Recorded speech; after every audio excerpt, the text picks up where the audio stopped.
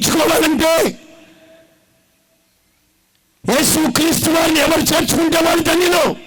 నీతిమంతుని చేర్చుకున్నవాడు నీతిమంతుని ఫలం పొందుతాడు. ప్రవక్తని చేర్చుకున్నవాడు ప్రవక్త ఫలం పొందుతాడు.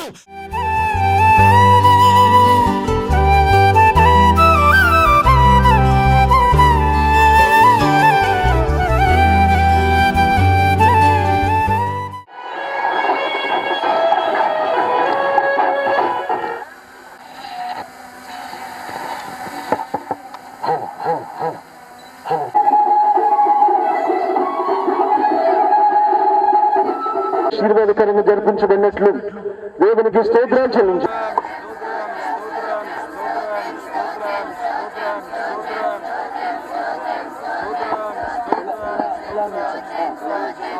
ఈ 2024వ సంవత్సరం మరొకసారి మనకు కన్వెన్షన్ ఇచ్చినందుకే స్తోత్రం చెల్లించదము.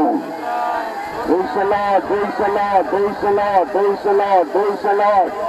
Praise the Lord, praise the Lord, praise the Lord, praise the Lord, praise the Lord, praise the Lord. Praise the Lord, praise the Lord, praise the Lord, praise the Lord, praise the Lord, praise the Lord, praise the Lord. ఈ 3 దినములు కష్టపరించి ఈ ప్రాంతంలో ఉన్న ఒక గుంపు జనాంగం మహిమల రాకడ కొరకు పవిత్ర సంఘముగా మార్చి ఆయన మహిమల రాకడలో ఆయన ఎదుర్కొంటకు శక్తి అలవాలుగా మార్చినట్టు స్తోత్రం చెల్లించేదము. Praise the Lord, praise the Lord, praise the Lord, praise the Lord, praise the Lord, praise the Lord, praise the Lord, praise the Lord, praise the Lord, praise the Lord, praise the Lord. సంఘము సేవకులు పడిన ప్రయాసలన్నిటికీ విలువైన ఆత్మని దేవుడు బహుమానంగా ఈ యొక్క స్తోత్రం స్తోత్రం స్తోత్రం స్తోత్రం స్తోత్రం స్తోత్రం స్తోత్రం స్తోత్రం స్తోత్రం స్తోత్రం స్తోత్రం. Praise the Lord, praise the Lord, praise the Lord, praise the Lord, praise the Lord, praise the Lord. కొరతలేని అయిన అభిషేకం ఈ యొక్క గ్రౌండ్ అంతటిలో కూడి వచ్చిన ప్రతి ఒక్కొక్కరి పైన అందరిపైన ఆత్మవర్షాన్ని కుమ్మరించినట్లు దీవెన వర్షాన్ని కుమ్మరించినట్లు స్తోత్రం చెల్లించేదమ్మా. స్తోత్రం స్తోత్రం స్తోత్రం స్తోత్రం స్తోత్రం స్తోత్రం స్తోత్రం స్తోత్రం స్తోత్రమయ్యా స్తోత్రం స్తోత్రం స్తోత్రం స్తోత్రం స్తోత్రం స్తోత్రం స్తోత్రం స్తోత్రం స్తోత్రం స్తోత్రం. బలహీనతల చేత అనారోగ్యాల చేత రోగముల చేత బాధపడుతున్న బిడ్డలందరికీ ఈ కన్వెన్షన్ లో దేవుడు స్వస్థత దయచేయనట్లుగా స్తోత్రం చెల్లించేదము. స్తోత్రం స్తోత్రం స్తోత్రం స్తోత్రం స్తోత్రం స్తోత్రం స్తోత్రం స్తోత్రం స్తోత్రం స్తోత్రమయ్యా స్తోత్రం స్తోత్రం స్తోత్రం స్తోత్రం స్తోత్రం స్తోత్రం స్తోత్రం స్తోత్రం స్తోత్రం స్తోత్రం స్తోత్రం స్తోత్రం మహిమ గల పుణ్య కుమార్తెగా సిద్ధపడుతున్నట్లు స్తోత్రం చెల్లించేదము. స్తోత్రం స్తోత్రం స్తోత్రం స్తోత్రం స్తోత్రం స్తోత్రం స్తోత్రం స్తోత్రం స్తోత్రం స్తోత్రం స్తోత్రం. విస్తారమైన ప్రవాహ జలముల వలె ప్రజలను దేవుడు ఏలవేసి పిలిచి ఆకర్షించి ఆయన యొక్క మహిమల ఆశీర్వాదాలతో నింపినప్పుడు స్తోత్రం చెల్లించేదము. స్తోత్రం స్తోత్రం స్తోత్రం స్తోత్రం స్తోత్రం స్తోత్రం స్తోత్రం స్తోత్రం స్తోత్రం స్తోత్రం తండ్రి స్తోత్రం స్తోత్రం స్తోత్రం అయ్యా స్తోత్రం స్తోత్రం స్తోత్రం స్తోత్రం స్తోత్రం స్తోత్రం. సౌండ్ సిస్టాన్ని కరెంట్ సిస్టాన్ని చక్కటి సంగీత వాయిద్యములను దేవుడు ఆశీర్వాదకరంగా పాడడానికి స్తుతించడానికి మహిమపరచడానికి దేవుని నామాన్ని ప్రకటించడానికి చక్కగా సిస్టమ్స్ అన్నిటినీ దేవుడు పరిశుద్ధపరిచి ఆశీర్వదించి దీవించినట్టు స్తోత్రం చెల్లించేదమ్మా. స్తోత్రం స్తోత్రం స్తోత్రం స్తోత్రం స్తోత్రం స్తోత్రం స్తోత్రం స్తోత్రం స్తోత్రం స్తోత్రం స్తోత్రం నాయనా స్తోత్రం స్తోత్రం స్తోత్రం స్తోత్రం స్తోత్రం. ఆహారాన్ని సిద్ధపరుచుతున్న బిడ్డల్ని పరిచయం చేస్తున్న బిడ్డల్ని దేవుడు బలపరచాలి. ఈ భయంకరమైన ఎండ కాలంలో ఎవరికి ఏ బలహీనత ఉండకూడదు. చక్కగా సమయానికి అన్ని ఆహార పదార్థాలు సిద్ధపరిచి వచ్చిన వారందరినీ ఆత్మీయంగా శరీరీతిగా దేవుడు తృప్తిపరిచి పోషించినట్టు స్తోత్రం చెల్లించడము. స్తోత్రం స్తోత్రం స్తోత్రం స్తోత్రం స్తోత్రం అయ్యా, స్తోత్రం స్తోత్రం స్తోత్రం స్తోత్రం స్తోత్రం స్తోత్రం స్తోత్రం స్తోత్రం నాయనా, స్తోత్రం స్తోత్రం స్తోత్రం స్తోత్రం స్తోత్రం స్తోత్రం స్తోత్రం స్తోత్రం స్తోత్రం. మా బయలుదేరుతారు పక్క నుంచి పెట్టుకున్నాం. ఎన్నిక లేని వారు, యోగ్యత లేని వారు తండ్రి, కేవలం ఉచితమైన కృప చొప్పున సజీవుడిగా కాపాడి ఈ 2024 సంవత్సరం ఏప్రిల్ 20 తారీఖు మాకు కన్వెన్షన్ గా ఇచ్చినందుకు స్తోత్రం తండ్రి. ఇదిగో మహిమతో మా మధ్యలోనికి దిగిరండి, మా మధ్యలోనికి దిగిరండి నాయన, మా మధ్యలోనికి దిగిరండి. తండ్రి కుమార పరిశుద్ధాత్మ నామములో ఈ యొక్క కన్వెన్షన్ దేవుళ్ళను ప్రతిష్ఠ చేస్తున్నాం. స్తోత్రం నాయన, యేసు నామములో అడుగుతున్నాం తండ్రి.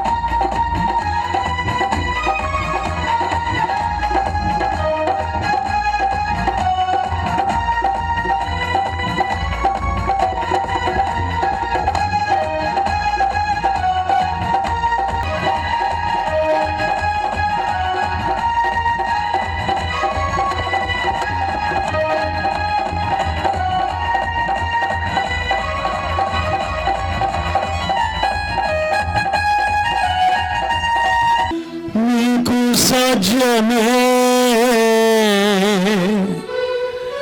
సర్వం సాధ్యమే. ఒక మాట పలికిన చాలు, అయ్యా ఒక మాట పలికిన చాలు, అయ్యా ఒక మాట పలికిన చాలు. దైవమా నా కన్నీరు తుడుచు దైవమా, స్వస్థతమిచ్చు దైవమా, యేసయ్యా స్వస్థతమిచ్చు దైవమా, యేసయ్యా సాధ్యమే, సర్వం సాధ్యమే. ఒక మాట పలికిన చాలు,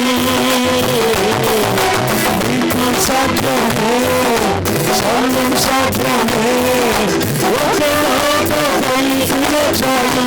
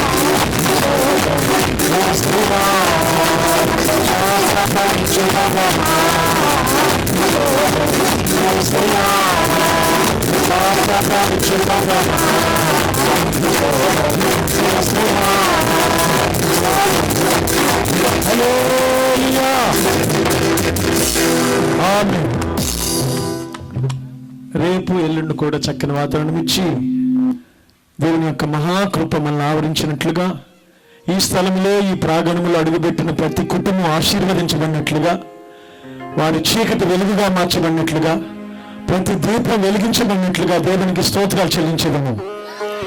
అయ్యా నీకు స్తోత్రం, స్తోత్రం, స్తోత్రం, స్తోత్రం, స్తోత్రం, స్తోత్రం, స్తోత్రం. యేసయ్యా నీకు స్తోత్రం, స్తోత్రం, స్తోత్రం, స్తోత్రం, స్తోత్రం, స్తోత్రం.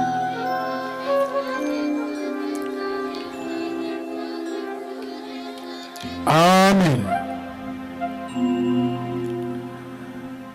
ఒకసారి కూర్చోండి అందరూ.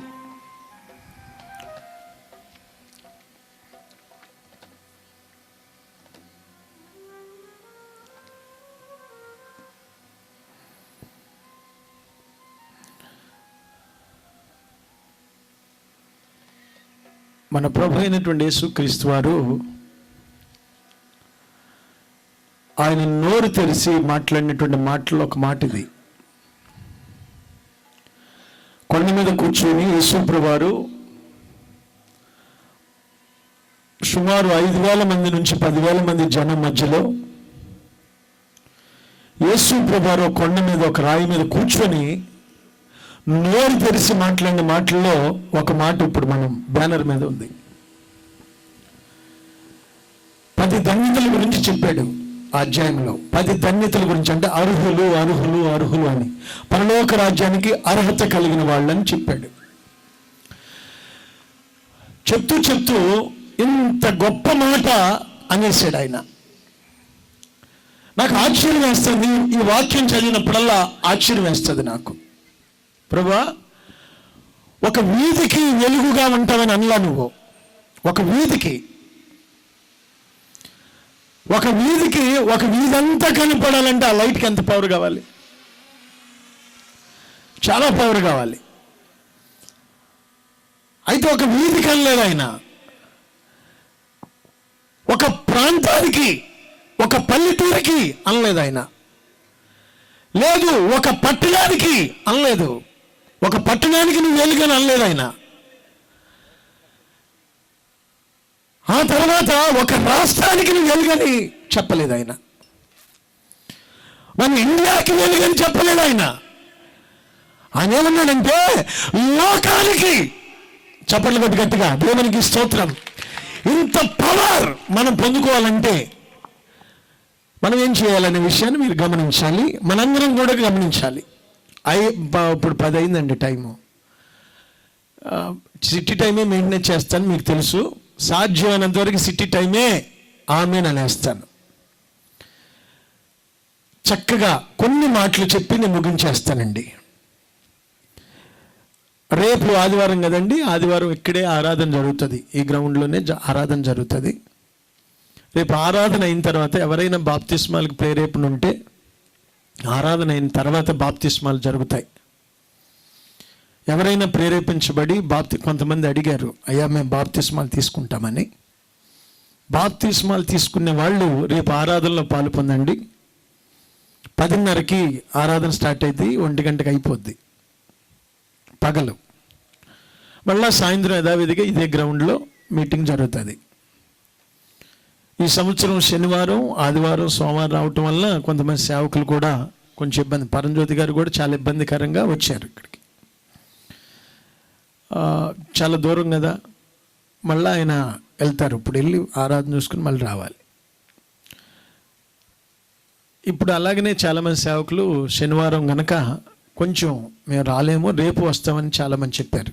సరే, నేను ఎవరిని అబ్జెక్షన్ చేయదలుచుకోలేదు.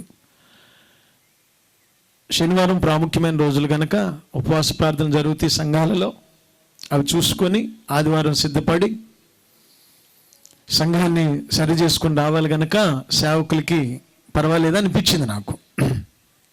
సరే, మీరందరూ కూడా చాలా కష్టపడి ఈ కన్వెన్షన్కి వచ్చారు. మీ అందరికీ నా హృదయపూర్వకమైన వందనాలు తెలియజేస్తున్నాను. అందరికీ వందనాలండి.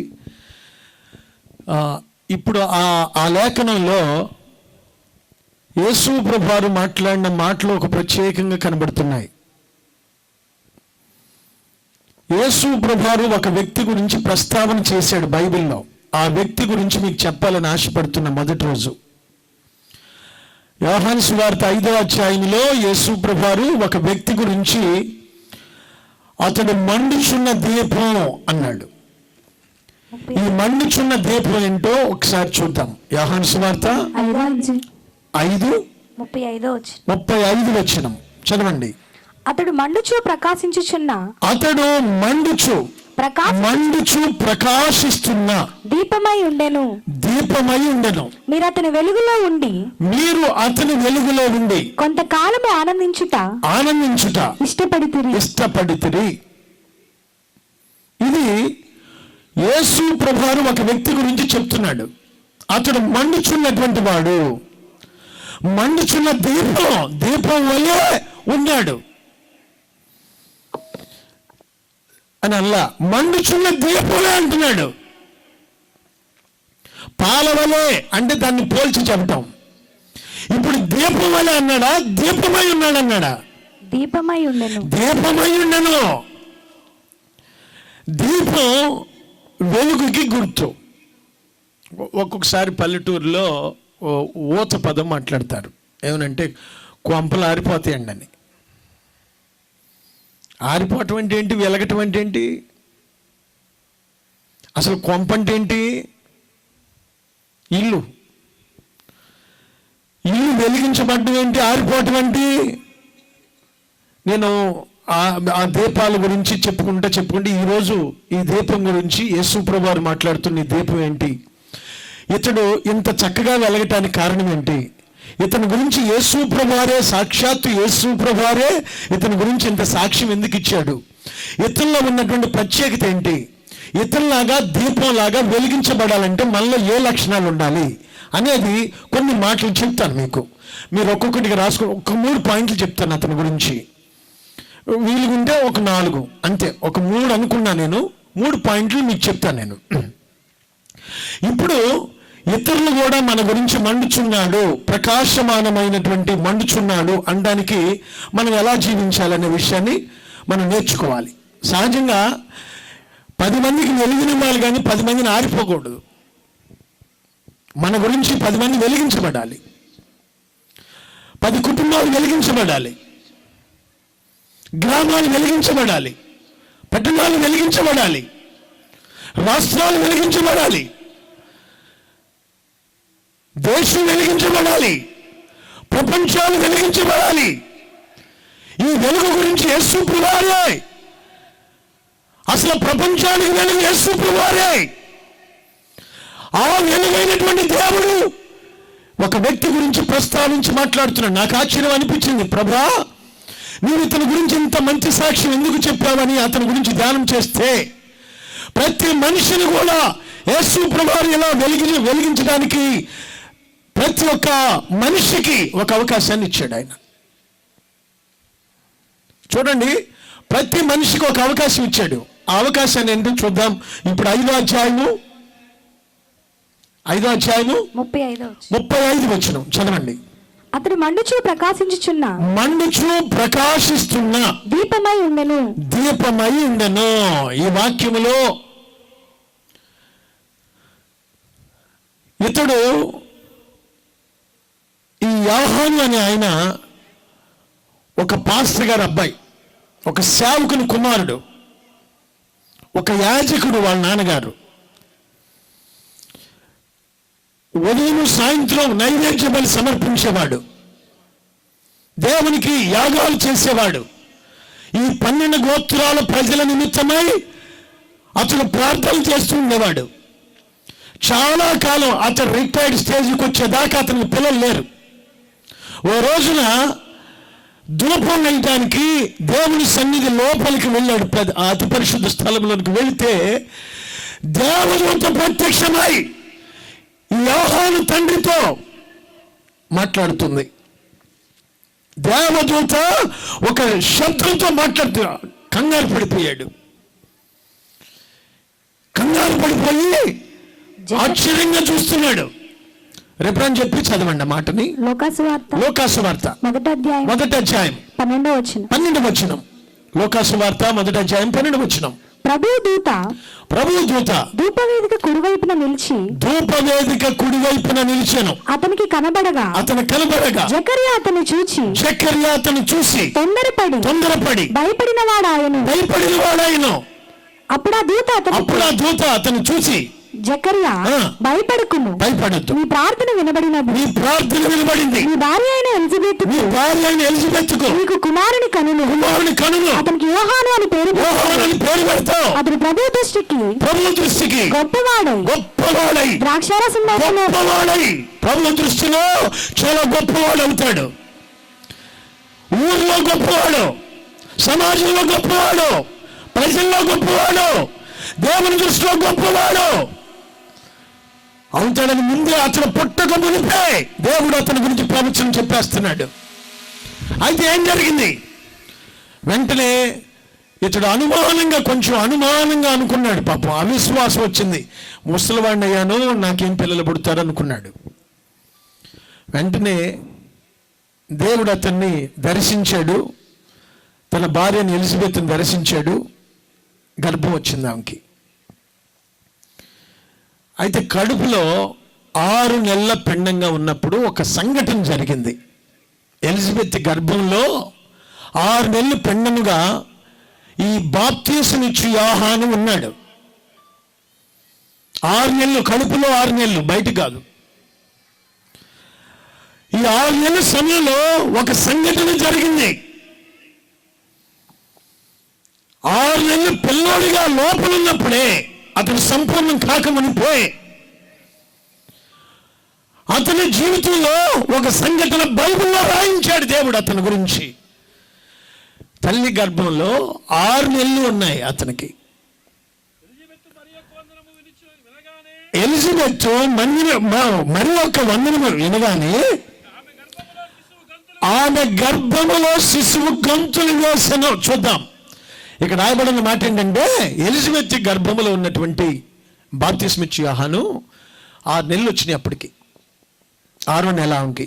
6వ నెలప్పుడు ఒక సంఘటన జరిగింది. ఏంటంటే, యేసు తల్లి అయినటువంటి మరి కూడా గర్భం ధరించి ఈమె దగ్గరకు వచ్చింది. వచ్చినప్పుడు 100 వచనాలు వింటారు వీళ్ళు. అక్కడ మళ్ళీ చదవండి మాట. ఆ దినములయందు మరియ లేచి యూదా ప్రదేశములోని కొండసీమలోనున్న ఒక ఊరికి త్వరగా వెళ్ళి జకర్యా ఇంట్లో ప్రవేశించి ఎలిజబెత్తుకు వందనము చేసెను. ఎలిజబెత్ మరియా యొక్క వందన వచనం వినగానే ఆమె గర్భంలో ఉన్న శిశువు గంతులు వేస్తున్నాడు. చూడండి, క్రైస్తవులు ఒకరినొకరు కనబడినప్పుడు వందనాలు చెప్పుకోవడం చాలా ప్రాముఖ్యమైనటువంటి విషయం. ఈ రోజున భక్తి ఎక్కువైపోయి 4 మాటలు చదివి లేకపోతే 4 పనులు వందనాలు కూడా చెప్పట్లేదు. మధ్యకాలంలో సీరియస్గా ఉంటాం, మనుషులు ఎంక చూడటం, సీరియస్గా వెళ్ళిపోవటం, వీళ్ళు క్రైస్తవులేనా అనిపిస్తుంది ఒకసారి నాకు. ఒక సేవకుడు వస్తుంటే కూడా సీరియస్గా చూస్తున్నారంటే వీళ్ళ కడుపుల్లో ఎంతెంత కాపాలని అనిపిస్తుంది.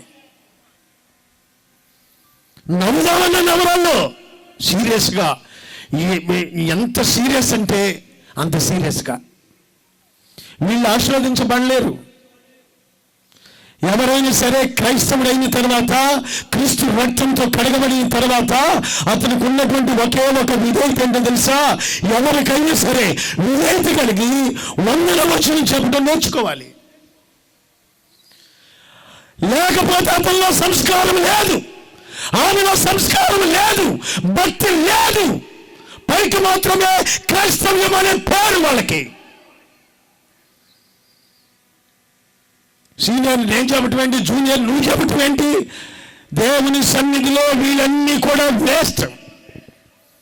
సీనియర్ జూనియర్లు ఉండవు దేవుని సన్నిధిలో. మరి సాక్షాత్తు సర్వేశ్వరునే గర్భం ధరించింది కదా, ఆంకంతా ఎంత ఇది ఉండాలండి ఆమెకి. హాయ్ నువ్వు పాస్టర్ మీరు పాస్టర్మా, నా సాక్షాత్తు యేసుక్రీస్తు నా గర్భంలోకి వస్తే నీకు వందనం చెప్పటం ఏంటి?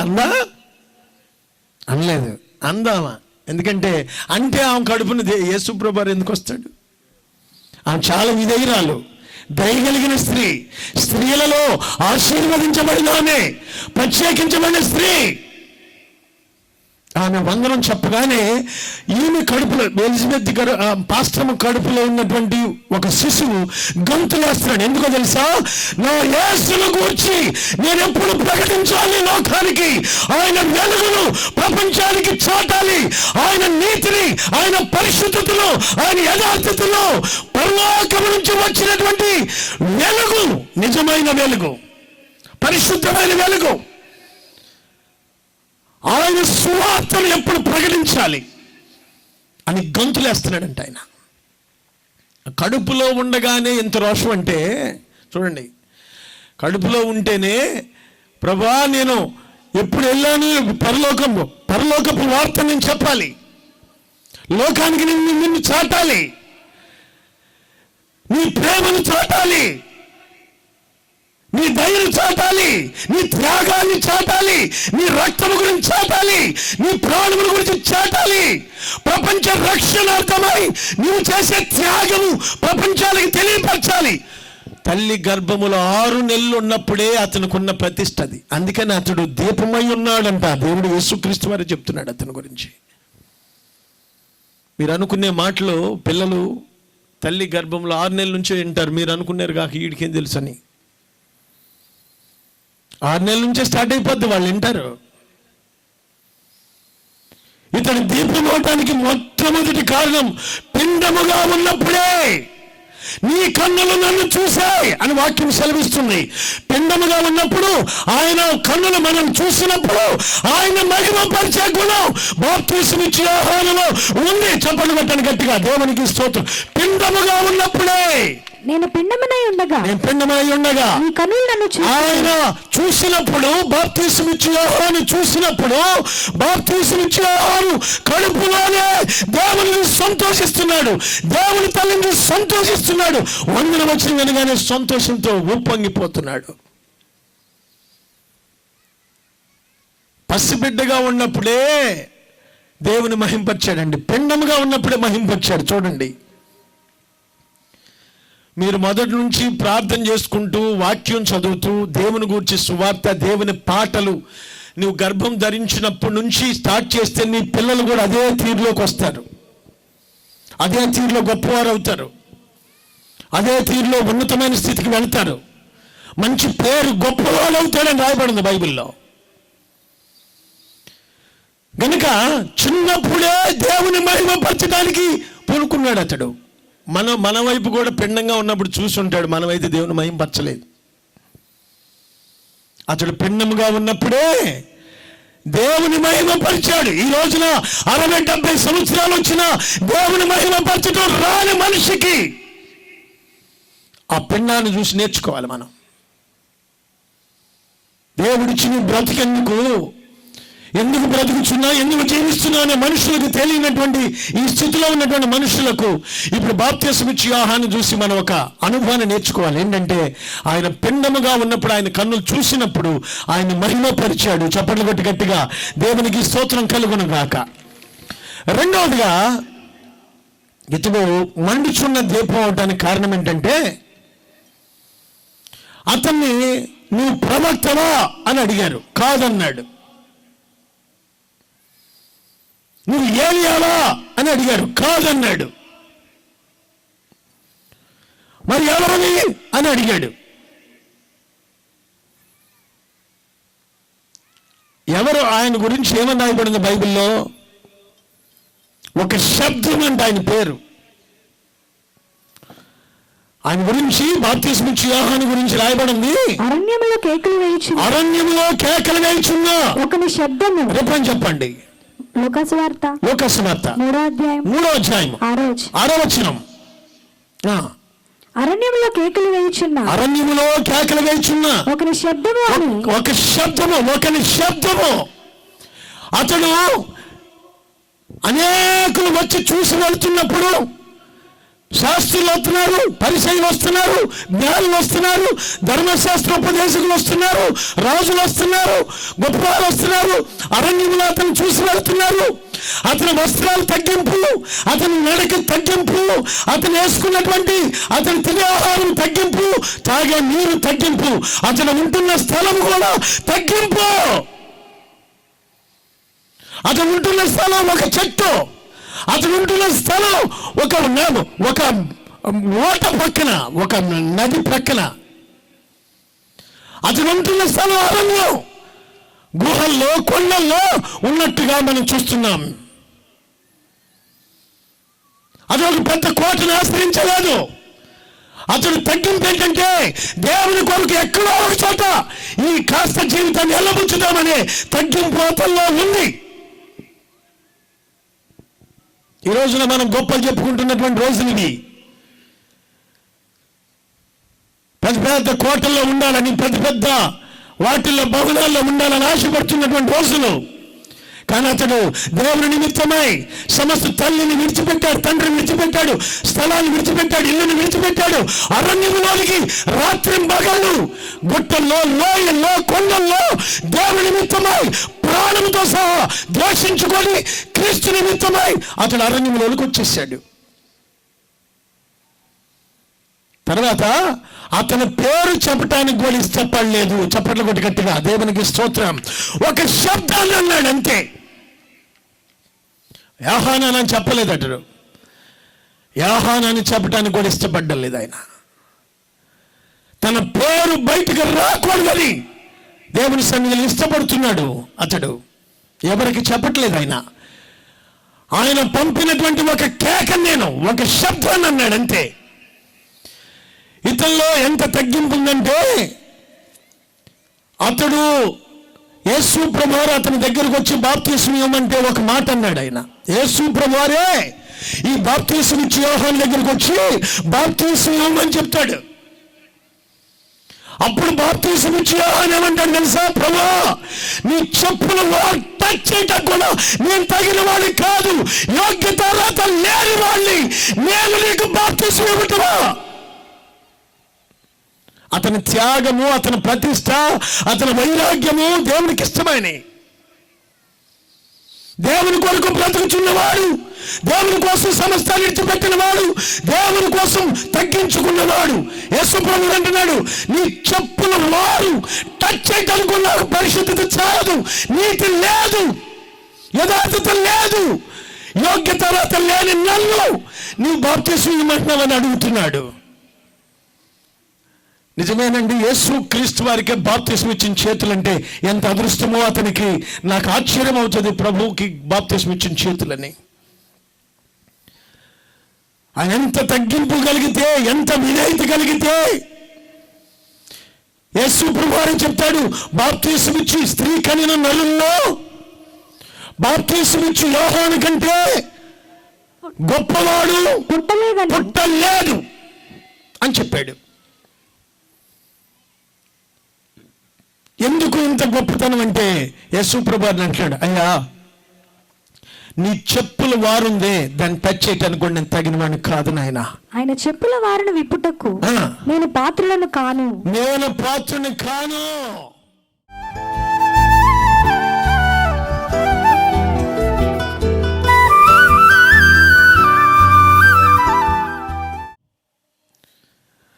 నే పాడనా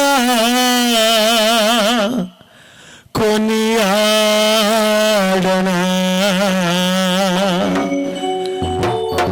నే పాడనా కొనియాడనా, నే పాడనా కీర్తించనా, నే పాడనా కొనియాడనా, నే పాడనా కీర్తించనా. సంగీతము పాడనా, స్తుతి సంగీతమే పాడనా,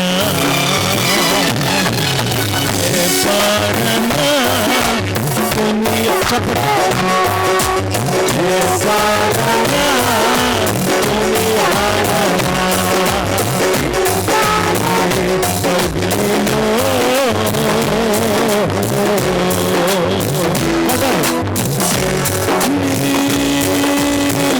కౌగిలిలో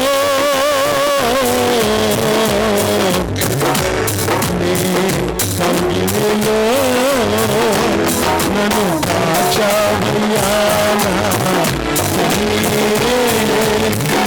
చావయ్యా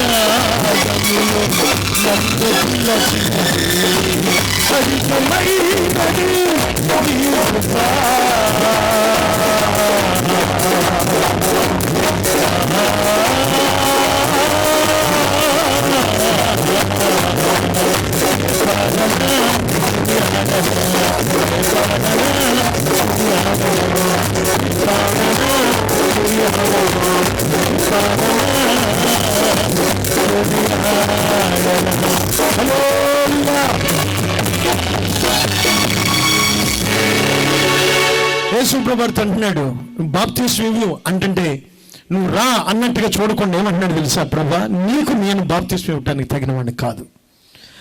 నీ చెప్పులు ఉన్నాయే, నీ చెప్పులు అట్ట టచ్ చేయడానికి కూడా నేను తగిన వాడిని కాదు, అర్హత లేదు, యోగ్యత లేదు అని అతడు తగ్గించబడుతున్నాడు. అందుకనే ప్రభు అయినటువంటి యేసుక్రీస్తు అన్నాడు, నువ్వు మండుచున్న దీపానికి చప్పట్లు కొట్టి గట్టిగా దేవునికి స్తోత్రం.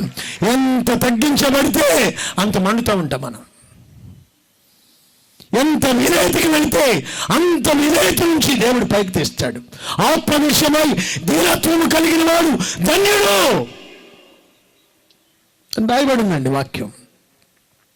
అతనిలో ఉన్నటువంటి తగ్గింపు ఏంటంటే, పాస్టర్ కుమారుడు వాగ్దానం చేత పుట్టాడు, తల్లి గర్భంలో ఉండగానే దేవుని మహింపించాడు, అరణ్యానికి వెళ్ళిపోయాడు, సేవ చేస్తున్నాడు. అయినా కానీ ఏమంటున్నాడు తెలుసా? నేను నిన్ను టచ్ చేయడానికి కూడా తగిన వాడిని కాదు, అర్హత లేదు, యోగ్యత లేదు అంటే ప్రభు ఏమంటున్నాడు అతనితో? ఆ బాప్తిస్మం ఇవ్వడానికి వచ్చినప్పుడు ఏమంటున్నాడు? యేసు ఇప్పటికి కానిమ్ము, చప్పట్లు కొట్టి గట్టిగా దేవునికి స్తోత్రం. Praise the Lord. ఇప్పటికి కాలంలో నీతి యావత్తు ఇలాగు నెరవేర్చుట మనకు తగి ఉన్నది. మన ఇద్దరికి తాగింది. చప్పట్లు కొట్టి గట్టిగా. యేసు ప్రభువారికి బాప్తిస్మం ఇచ్చి యోహాను చక్కని బాప్తిస్మం ఇచ్చాడండి. నేను ఆయన చూసినప్పుడల్లా అబ్బా, దైవానికే ఈయన బాప్తిస్మం ఇచ్చాడు, ఎంత గొప్పవాడు అనిపించింది. స్త్రీ కని నరుల్లో బాప్తిస్మం ఇచ్చే యోహాను కంటే గొప్పవాడు. ఎంత గొప్పతనం చూడండి. తల్లి గర్భముల నుంచే ప్రత్యేకించబడ్డా, అతడు ఎదిగిన తర్వాత ప్రత్యేకించబడ్డా, అతని వయసు వచ్చిన తర్వాత ప్రత్యేకించబడ్డా. బాప్తిస్మం ఇచ్చి యోహాను ఎప్పుడైతే యేసు ప్రభువాన్ని ఆ విధంగా మాట్లాడతాడో, ప్రభా నేను నిన్ను చూడ్డానికే అనుకున్నాను, నువ్వు నాతో బాప్తిస్మం ఇవ్వడానికి తీసుకుంటానికి వచ్చావా అని అన్నప్పుడు యేసు ప్రభువు అంటున్నాడు, నీతి నిమిత్తమై ఇలాగు నెరవేర్చుట మనకు తగి ఉన్నది. అతనికి ఉత్తరం ఇచ్చెను గనుక అతడు అలాగు కానిచ్చెను. ఎంత చక్కని దీపం అండి ఇది, ఎంత గొప్పవాడండి ఈయన. మండుచున్న దీపం అని అతనికి పేరు. నిజమే, యేసు ప్రభువారి పాదాలే మండుతున్న పాదాలయ్యి. చూడండి, ప్రకటన గ్రంథం 1:17 వచనంలో ఉంటుంది మాట. యేసు ప్రభువారి పాదాలు ఎలా ఉన్నాయో చూడండి. 15 వచనం. ఆయన పాదములు కొలిమిలో పుట్టుమవేయబడినటువంటి మెరీచున్న అపరంజి వంటి సమానమై ఉండెను. నిప్పులో బాగా మండుతున్నటువంటి నిప్పులు ఎలా ఉంటాయో ఆయన పాదాలు, పవిత్రమైన పాదాలు, పరిశుద్ధమైన పాదాలు, యథార్థమైన పాదాలు, లోకంలో నుంచి ఆయన ప్రత్యేకించబడినటువంటి దైవత్వం కలిగిన వాడు, మనిషి రూపంలో ఉన్న దైవం. ఆయన పాదాలు మండుతున్నాయి. ఆ మనుషుల పాదాలని టచ్ చేయడానికి కూడా నేను తగిన వాడిని కాదంటాడు మహానుభావుడు. అప్పుడు యేసు ప్రభువు అతను చూసి ఎస్ ఇలా కానివ్వు అన్నాడు. యేసు ప్రభువు యోర్దాను నదిలో అప్పుడు బాప్తిస్మం తీసుకున్నాడండి. ఆ తర్వాత ఇతనిలో ఉన్నటువంటి త్యాగం, యేసు కొరకు త్యాగం చేసినటువంటి వ్యక్తి ఇతను. ఏం త్యాగం తెలుసా? ప్రాణాన్నే త్యాగం చేసిన వ్యక్తి ఇతడు. నిర్మోహాటంగా మాట్లాడి వాక్యాన్ని ప్రకటించేవాడు. ఇతని ద్వారా ఏ అద్భుతమైనను ఆశ్చర్యమైనను సూచక్రియని ఏది జరగల. ఈ ప్రవక్తలందరికీ ఏదో ఒకటి జరిగింది, కానీ ఇతనికి మాత్రం ఒక అద్భుతమో ఒక ఆశ్చర్యమో ఒక సూచక్రియ ఏది జరగల ఇతని ద్వారా. ఇతనికి త్యాగం ఎక్కువ. ఏంటంటే ప్రభు కోసం నేను ప్రాణం పెట్టాలి, నా ప్రాణాన్ని ప్రభు పాదాల దగ్గర పోయాలి. ఆయన ఇచ్చాడు, ఈ దేహాన్ని ఆయనకే సమర్పించాలి. ఆయన నా దీపాన్ని వెలిగించాడు, ఈ దీపం ఆయనకి అప్పచెప్పాలి. ఆయనకే, లోకానికి కొంచెం కూడా వెళ్ళకూడదు. నా సారము కానీ నా బలము కానీ ఎక్కడ యవన బలం ఎక్కడ కూడా దేనికి ఖర్చు పెట్టకూడదు. దేవునికే ఖర్చు పెట్టాలని తీర్మానం చేసుకున్నవాడు. ఇతని త్యాగము మరువు లేని త్యాగము. ఇతని త్యాగము వర్ణించలేని త్యాగం అండి. సుమారు 26 సంవత్సరాలు 30 సంవత్సరాలు లోపే ఇతడు చనిపోవటం జరుగుతుంది. ఎందుకో తెలుసండి? ధర్మశాస్త్రాన్ని ఖండితంగా ప్రకటించేవాడు. ఆ దేశపు హేరోదు రాజు ఫిలిప్పు రాజు యొక్క భార్యను అతడు ఉంచుకున్నాడు గనుక దాని గురించి ఇతడు ప్రస్తావన చేస్తాడు. నువ్వు రాజు అయితే అవ్వచ్చు, నువ్వు చక్రవర్తి అయితే అవ్వచ్చు, నీ తమ్ముని భార్యని వివాహం చేసుకోవటం తప్ప, అది అక్రమము అన్నాడు. అయితే ఆ అమ్మాయికి కోపం వచ్చింది, ఆ ఫిలిప్పు రాజు భార్యకి కోపం వచ్చింది, హెరోదియా. ఆమె కోపం వచ్చి అసలు ఇతన్ని ఎప్పుడు లేపేయాలని చూసింది. ఈ దీపాన్ని ఎప్పుడు ఆరిపోయాలని చూసింది. అతడు ఎవరికి దడిసే దీపం మండుతూనే ఉంటుంది. సుడిగాలికి ఆరిపోదది, జడిగాలికి ఆరిపోదు, ఎక్కడ ఆరిపోదు. ఆరని దీపమై దేని ప్రమాణంగా ప్రాణ ఆత్మ శరీరాలు దేవునికి సమర్పించడానికి, త్యాగం చేయడానికి సేవకొచ్చాడు అతడు. ఆయన ఆ విధంగా ప్రకటించాడని రాజుకి భయంగా ఉంది. కానీ ఆ ఫిలిప్పు రాజు భార్య అన్నాను చూసే తమ్ముడు భార్యకి ఆమె కోపం వచ్చింది. హెరోదియా అతని మీద పగబట్టింది. మామూలు పగ కాదు, ఎప్పుడు లేపేయాలని పగ. అతను చంపటానికి, సేవకుని చంపేయటానికి, ఆ దీపాన్ని ఆరిపోయటానికి పూనుకుంది ఆమె. నా ప్రియమైనటువంటి వాళ్ళారా, చూడండి, గమనించండి. ఈ దీపాన్ని ఆరిపేస్తాం, ఈ దీపాన్ని వండుకొని చేయటం. ఆమె చీకటి బ్రతుకుల గురించి మాట్లాడాడని, చీకటిని వెలుగుగా మార్చుదామని మాట్లాడితే ఆమె చీకటిలోనే ఉండాలనుకుంది, వెలుగులోనికి రావడానికి ఇష్టపడలేదు. ఆమె అక్రమముగానే ఉండాలనుకుంది, వెలుగులోనికి రావాలని ఇష్టపడలేదు.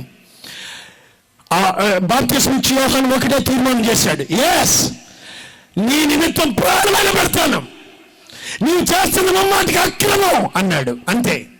ఆమె పగబట్టేసింది. పగబట్టి తన కుమార్తెకి నాట్యం నేర్పించింది.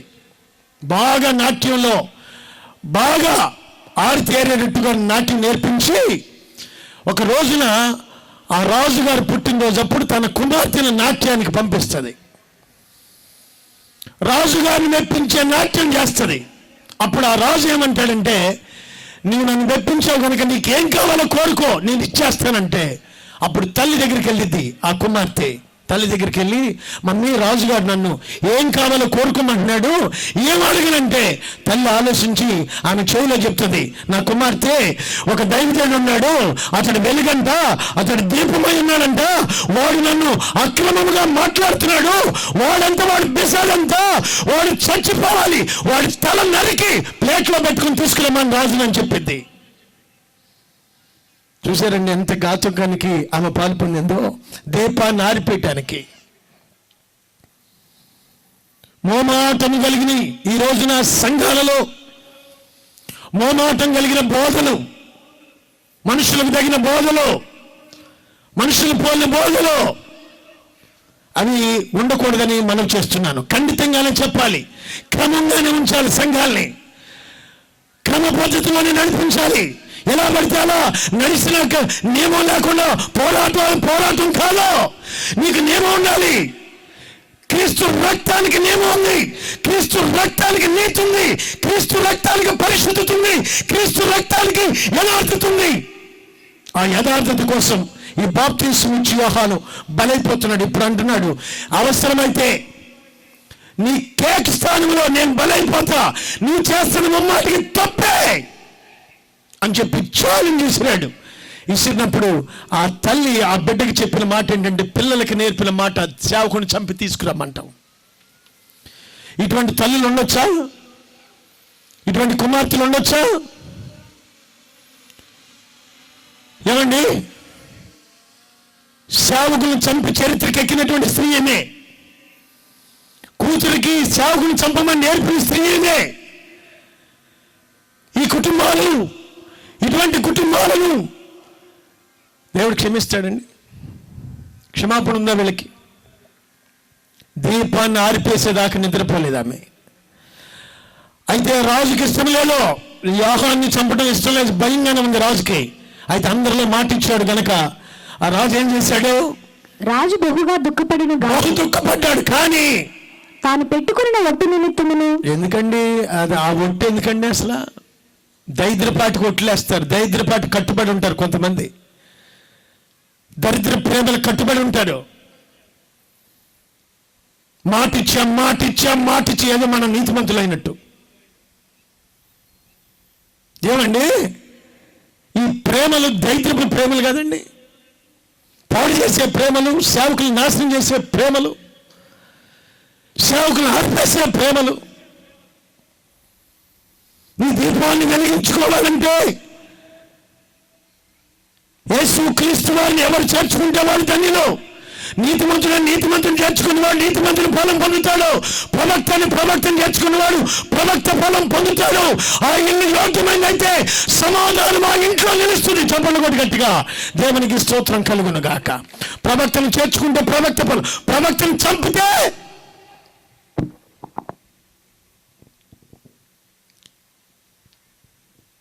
ఇటువంటి వాళ్ళు ప్రపంచంలో చాలామంది ఉన్నారు. ఈ రోజున సేవకుల మీద దాళ్ళు, సేవకుల మీద ఎంతో మంది భయంకరంగా పోరాటాలు జరుగుతున్నాయి. మా మీద ఎంతో మంది దాళ్ళు చేయడానికి వస్తున్నారు. ఎంతో మంది పగ ఈర్ష్యలతో రగిలిపోతున్నారు. పర్వాలేదు, అవసరమైతే దేవుని నిమిత్తమై ప్రాణార్పణంగా కుమ్మరిస్తావు కానీ ఆయన సేవలు వదిలి వెనక్కి తిరిగే ప్రసక్తే లేదు. చప్పట్లు కొట్టి గట్టిగా దేవునికి స్తోత్రం కలుగును గాక. బాప్తిస్మం ఇచ్చి యోహాను చెప్తున్నాడు, అవసరమైతే క్రీస్తు నిమిత్తమై ప్రాణం పెట్టండి కానీ వెనక్కి తిరిగి చూడొద్దు. అందుకనే అతడు గొప్పవాడిగా మార్చబడ్డాడు, వెలిగించబడ్డాడు. స్త్రీ కనిన్నరులో ఆశీర్వాదకరమైనటువంటి మార్గములు వెళ్ళాడు. అతడు మండుచు ప్రకాశిస్తున్నటువంటి దీపమై ఉన్నాడని యేసుక్రీస్తు వారు అతని గురించి సాక్ష్యం ఇచ్చాడు. కనుక ఇతనిలో ఉన్నది ఏంటంటే మొట్టమొదటిది ఏంటంటే పిండముగా ఉన్నప్పుడు దేవుని మహిమపరిచాడు, మొదటిది.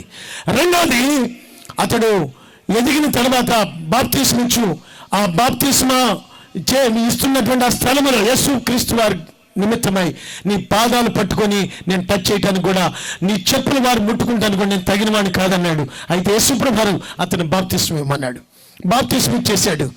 తర్వాత ఇతడు ప్రభు నిమిత్తమై తినక త్రాగక వచ్చాను అని రాయబడింది అతని గురించి.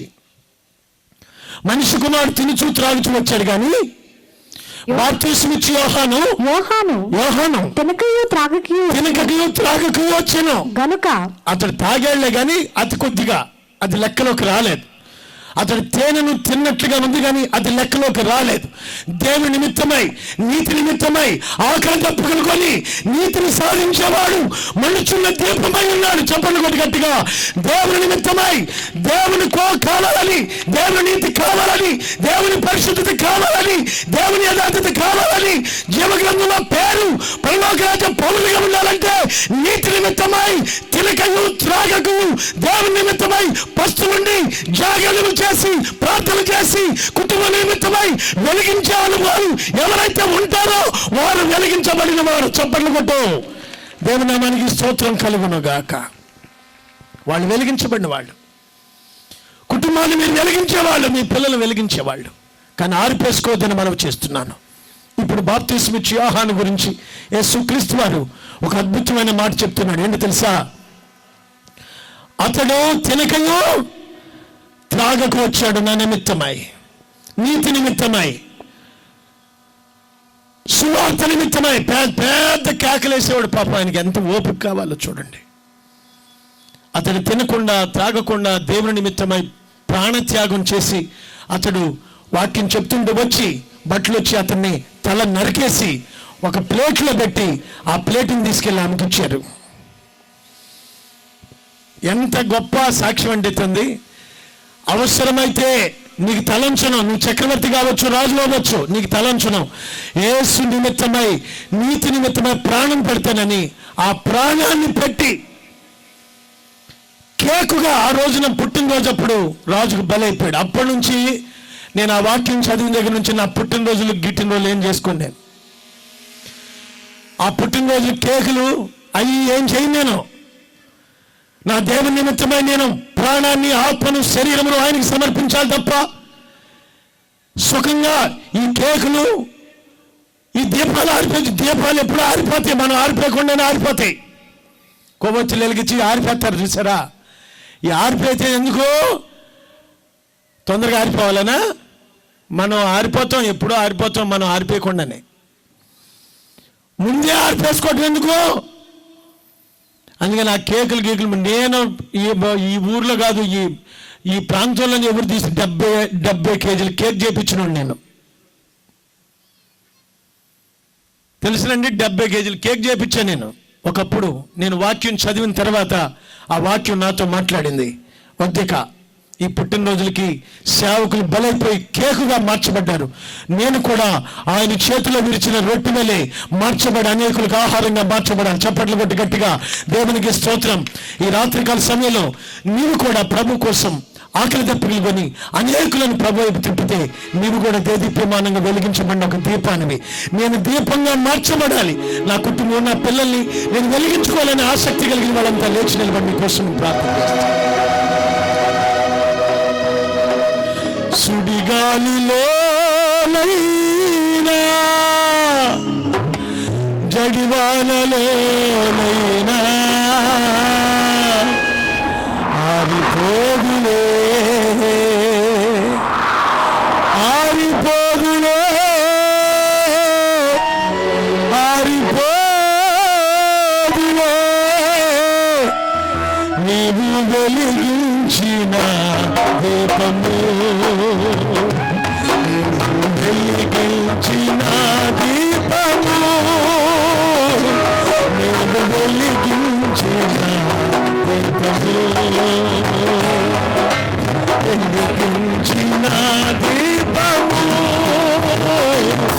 నీవు వెలిగించిన దీపము, దీపము యేసయ్యా నీవు వెలిగించినావు. సుడిగాలిలోనైనా జడివానలోనైనా ఆరిపోదులే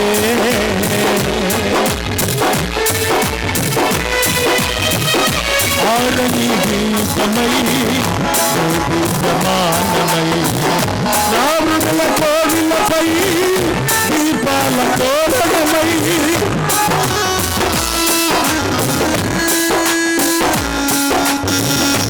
ఆరని దీపమై సమానమై నా మృగల కోవిలపై దీపాల తోరణమై చేసావు పండుగా వెలిగావు నిండుగా, చేసావు పండుగా వెలిగావు నిండుగా. యేసయ్యా నీవు వెలిగించినావు. సుడిగాలిలోనైనా జడివానలోనైనా ఆరిపోదులే ఆరిపోదులే నీవు వెలిగించిన దీపము, నీవు వెలిగించిన దీపము, నీవు వెలిగించిన దీపము, వెలిగించిన దీపము, నీవు వెలిగించిన దీపము, నీవు వెలిగించిన దీపము, వెలిగించిన దీపము, నీవు వెలిగించిన దీపము,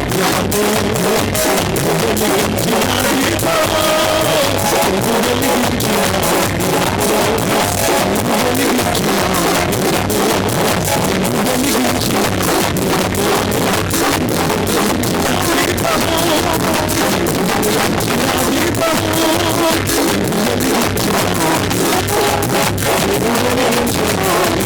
వెలిగించిన